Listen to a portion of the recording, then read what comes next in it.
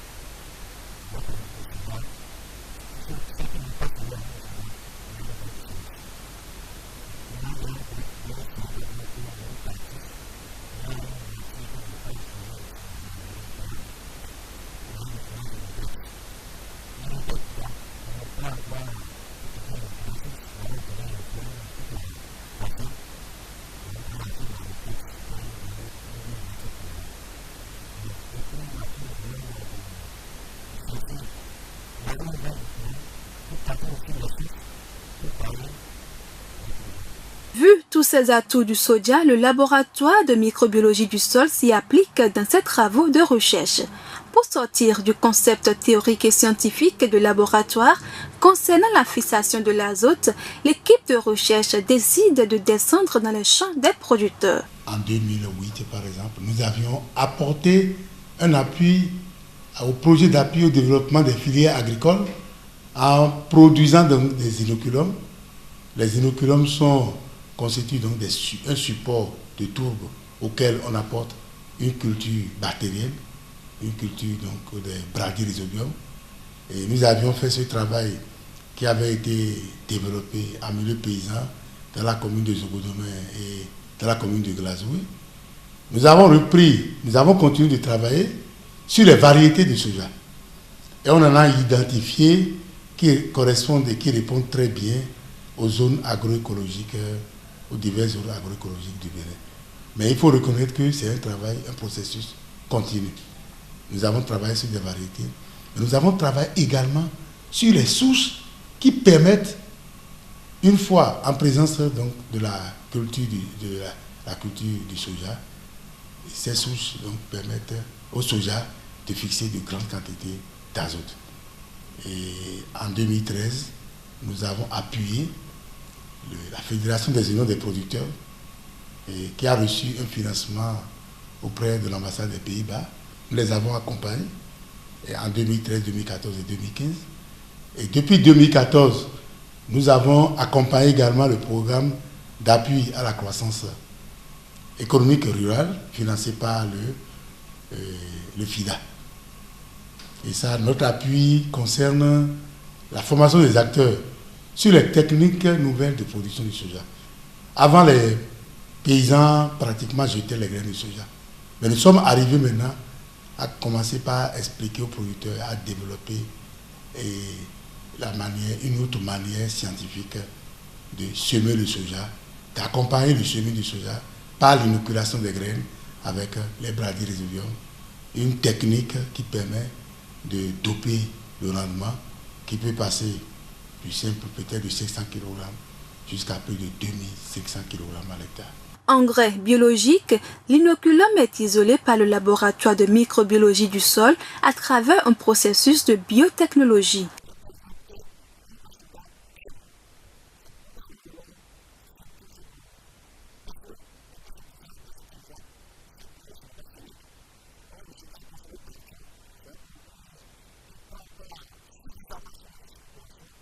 Nous pouvons dire que c'est de l'engrais biologique.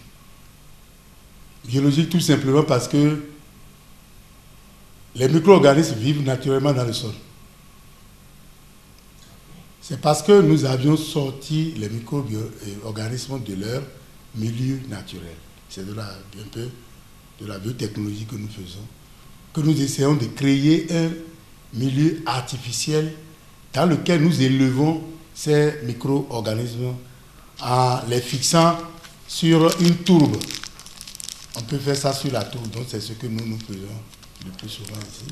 Donc on fixe les micro-organismes sur la tourbe. Et quand on a fini de fixer ces micro-organismes sur la tourbe, on enrobe les graines avec cette tourbe, cette suspension, ce support liquide, et on sème.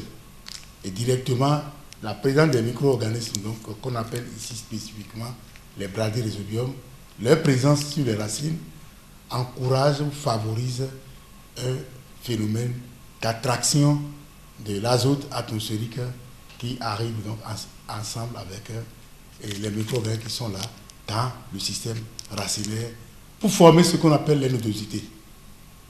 Et pour le cas spécifique du soja, lorsque la parcelle marche très bien, quand on coupe les nodosités, on voit une couleur rouge vive, qui est la présence de la lègue hémoglobine. C'est la couleur rouge comme la couleur rouge du sang. Et lorsque on va au champ pendant la période de floraison et qu'on constate qu'un champ a une verdure acceptable, une verdure assez prononcée, il suffit d'arracher les nodosités pour couper, pour voir. On aura donc à l'intérieur des nodules qui sont formés sur le système racinaire de rouge, mais de rouge, très vif. C'est la preuve qu'il y a une fixation abondante de l'azote atmosphérique. Une chose que j'ai oublié de dire, dans l'air que nous respirons, nous avons 78 à 80% de la teneur de cette air qui est fait de l'azote. Et c'est cet azote naturel qui existe que nous utilisons pour pouvoir pour faire fixer à travers ce processus. Comme toutes les cultures, le soja a ses avantages et répond bien aux attentes des producteurs lorsqu'ils utilisent cette technologie développée par le laboratoire de microbiologie des sols de la faculté des sciences agronomiques de l'université d'Abomey-Calavi.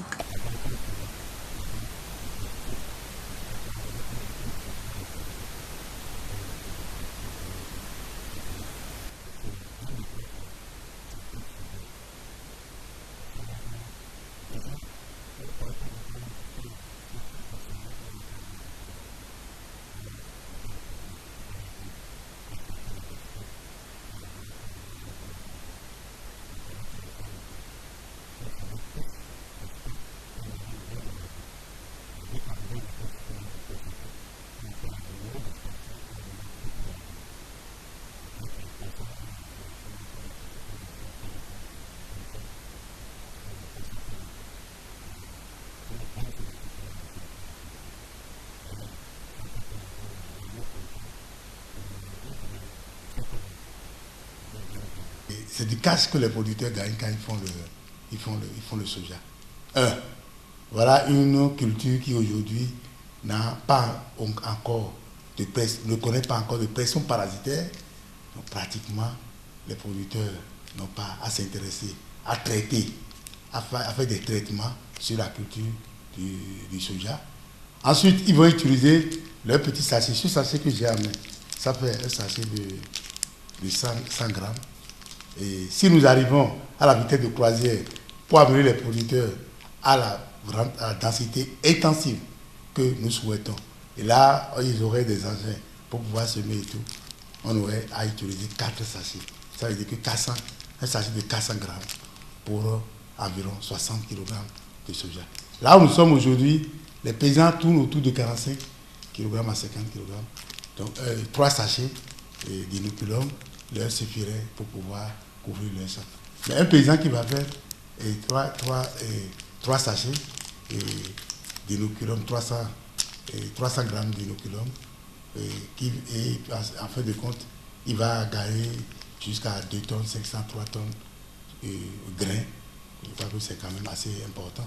Sans compter que toutes les feuilles qui ont concentré de l'azote vont chuter dans le champ. Les racines, la plante, tout va chuter dans le champ. Et ensuite, on viendra mettre le maïs en saison et en rotation. Et ce maïs n'aura même plus besoin de l'engrais chimique pour donner une bonne production.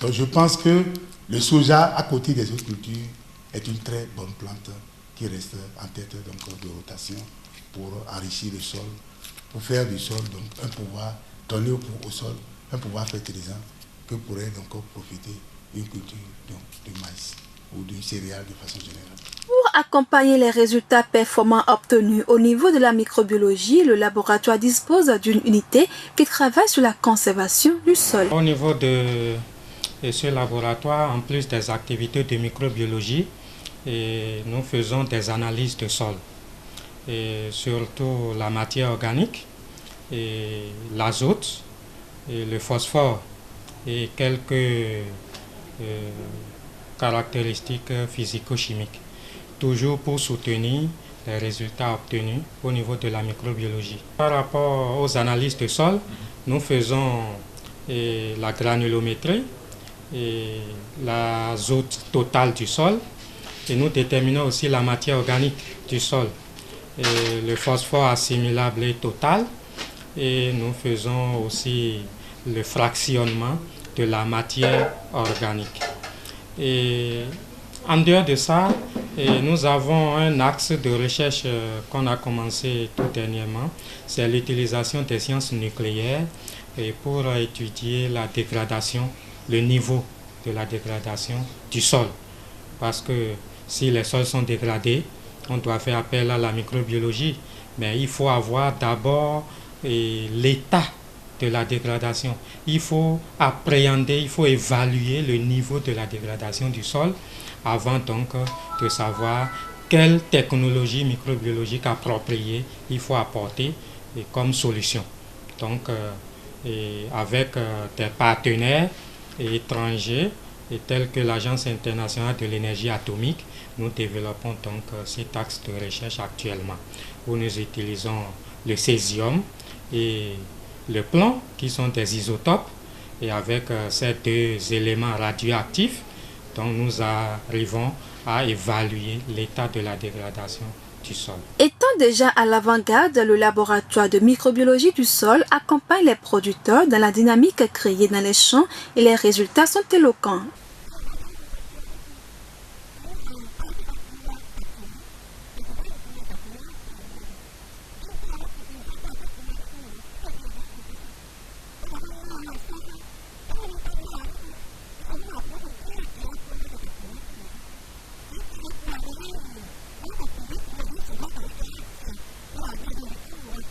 Dans l'objectif de mieux diffuser la technologie et des résultats obtenus sur le terrain, l'équipe du professeur Pascal Houyanda a élaboré des fiches techniques et travaille pour que cela soit inscrit comme thème prioritaire à partir de l'année 2016 dans les actions des services de vulgarisation. Et je veux demander à ce que les producteurs ou les acteurs dans le développement qui ont été au contact de notre technologie qui contribuent à améliorer la productivité du soja ne les gardent pas. Il ne faut pas qu'ils gardent l'information à leur niveau. Il faut qu'ils nous aident à diffuser l'information le plus loin que possible pour que le paysan qui se trouve dans le village le plus éloigné du Bénin puisse savoir qu'il y a une telle technologie qui pourrait l'aider à améliorer sa production. Il ne serait pas normal que dans les années à venir, qu'il y ait des producteurs qui continuent de travailler à produire du soja sans utiliser les nouvelles technologies alors qu'elles existent. En ce moment, on a développé des thématiques, des thèmes de recherche également sur l'arachide, sur le pois d'Angole, sur certaines légumineuses arbustives. Nous avons l'ambition de travailler également sur un autre aspect de valorisation des micro-organismes qu'on appelle les mycorhizes. Les mycorhizes, lorsque on y travaille et qu'on reste attentif, les mycorhizes permettent de mettre à la disposition du sol ou de la plante le phosphore qui est solubilisé dans le sol. Donc les mycorhizes permettent de solubiliser le phosphore qui est disponible dans le sol. Parce que vous allez voir dans les résultats que parfois nous accompagnons l'inoculum avec le phosphore. Simplement pour doper ou pour encourager, pour forcer un peu plus la photosynthèse.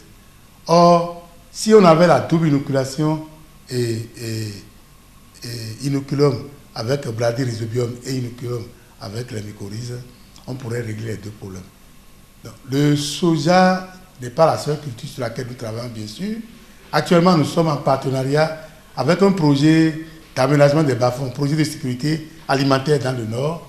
Et nous leur avons proposé d'utiliser en culture de rotation, en terre de rotation, une culture comme le Sesbania rostrata. Et on a scellé, on a maintenant une convention en cours de négociation avec le projet, le PESAB, le projet de sécurité alimentaire, qui est basé à Parakou. Et nous allons les accompagner à partir de 2016 pour améliorer la productivité du riz dans les bas-fonds. Également la productivité des cultures maraîchères. Donc, ce n'est pas seulement le soja qui est la culture sur laquelle nous voulons.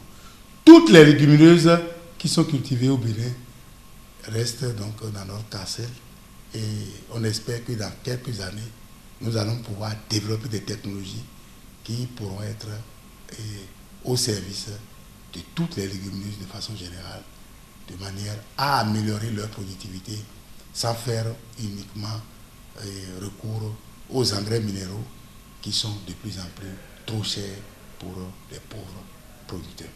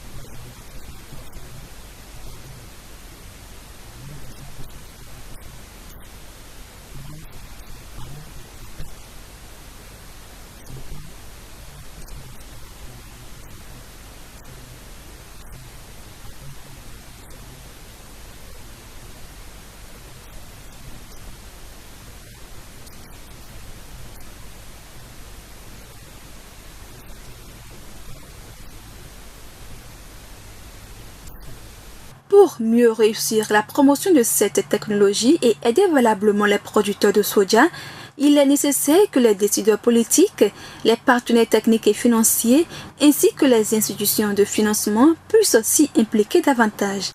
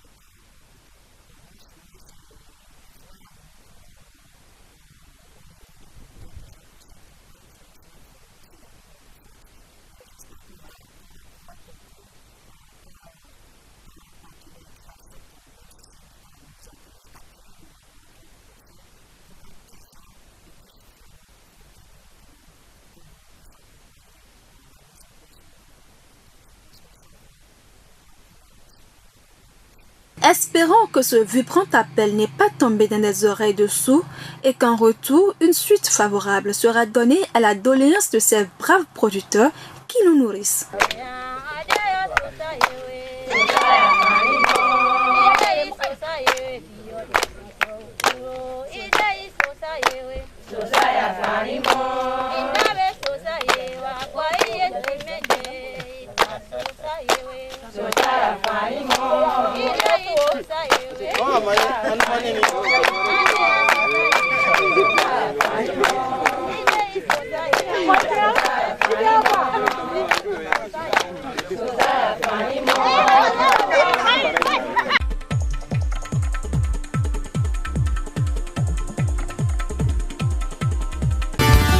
Mejukale wero peruelo medemono duku Meijia le wero peruelo yeah medemono duku. On y va. Une pastèque, une personne. Désaltérez-vous avec une bonne pastèque. Une pastèque cultivée par nos soins dans un système respectant les conditions écologiques du Bénin. La pastèque, un fruit riche en vitamines et en sels minéraux précurseurs d'acides aminés essentiels. La pastèque, un fruit à votre portée. La pastèque, produite pour vous. Quelle que soit votre bourse, à chacun sa pastèque. Une personne, une pastèque.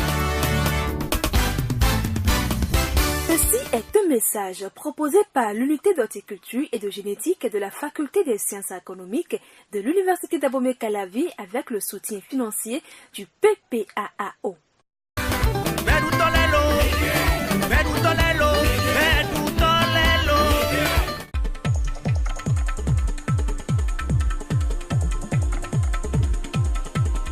SACAGRI, ensemble valorisons l'agriculture et les bonnes pratiques de nutrition.